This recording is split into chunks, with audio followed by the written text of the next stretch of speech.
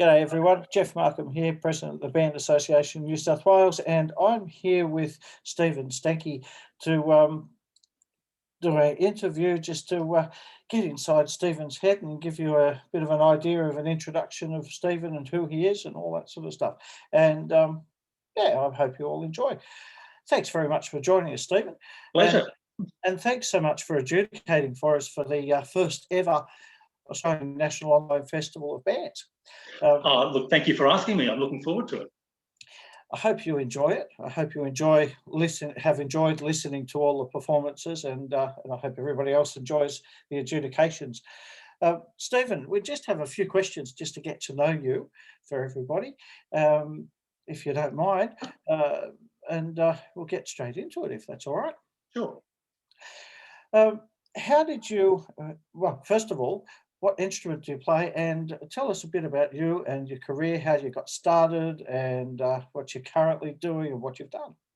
Well, that's a life's involvement there. I started on snare drum actually when I was about 12 in the local brass band in Queensland. It was a D grade band.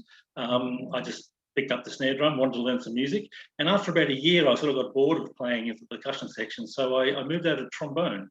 So I learned trombone for a couple of years, and then when I left school, I went to, well, it was called the Darling Downs Institute of Advanced Education. It's now the University of Southern Queensland, and I studied trombone there for a couple of years. And then when I finished from the university there, I joined the Royal Australian Air Force Band at Richmond as a trombone player. I also played tuba and guitar and a few other instruments as well. So I had sort of quite a varied musical experience with the Air Force Band. I left that after 6 years and then went back into teaching, went back up to study, back up to Queensland, to the conservatorium up there. I studied composition and arranging, music theory. Then I lived over in the States for a couple of years in the 90s. I was the head of the music department at a private school. That was interesting. We had school music classes throughout the day and before and after school and during lunch. But I was very impressed in my teachings in Australia. Music was usually lunchtime or before school or whatever. It was very nice to actually have concert band classes in the schedule. So I did that for a couple of years, and I came back from America in the late 90s, joined the Navy Band, and ended my career last year as director of music. Right, cool.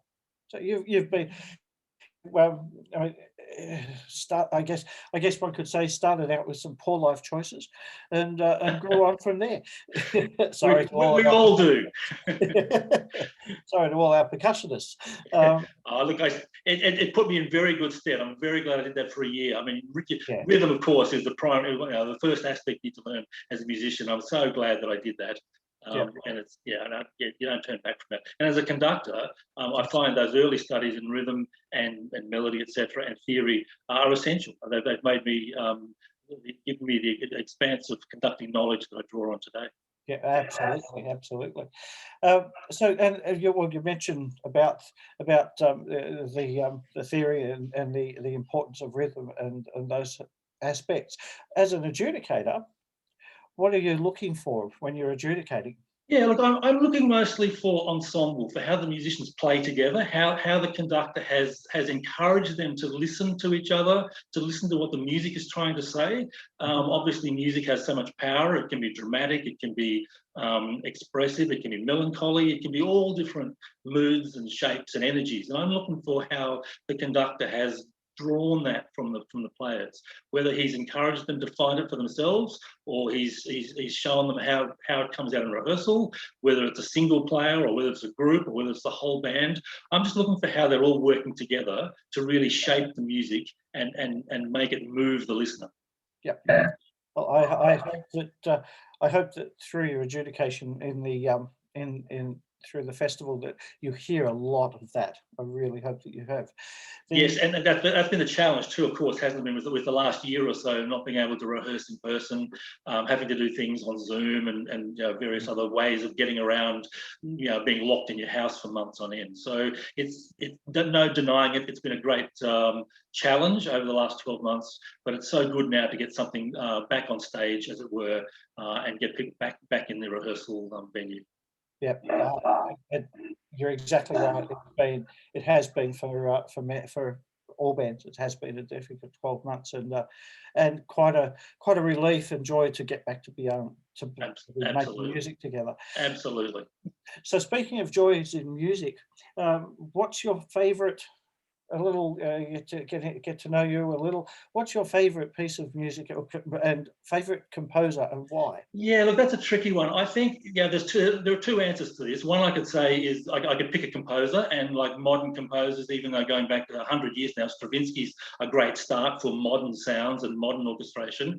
Or I could say the piece that I'm working on next, because they're both really important for me. I've got lots of concerts coming up where I'm learning new music. Sometimes I'm playing old favourites. Look, it's like asking for your favourite child, isn't it? You know, you love them all in different ways, and they all give you different rewards and things. So look, anything to me that's modern in its energy and colours.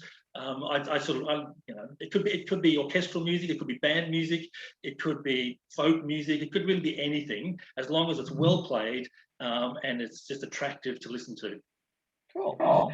And one final question for you. You're stuck on a desert island, and you have only one album that you can listen to, and it could be any album. You have only one album that you can listen to. What album would that be? How about greatest hits of music from the last 500 years? Yeah. I know it's a cop out, isn't it? Look, let's go modern. Let's go something 20th century. I mentioned Stravinsky before. I do love his style of music as he progressed throughout his life. He changed his style depending on what resources he had and what his interests were at the time. So I like that in a composer, that they've progressed. So let's say greatest hits of Stravinsky. Okay. Yeah. Interesting. Cool. Well, look, thank you so much for your time there, and I won't hold you up too much longer because I know you've got I know you've got recordings to listen to, and lots of them. And I'll let you get back, and I'll let our audience get back to listening to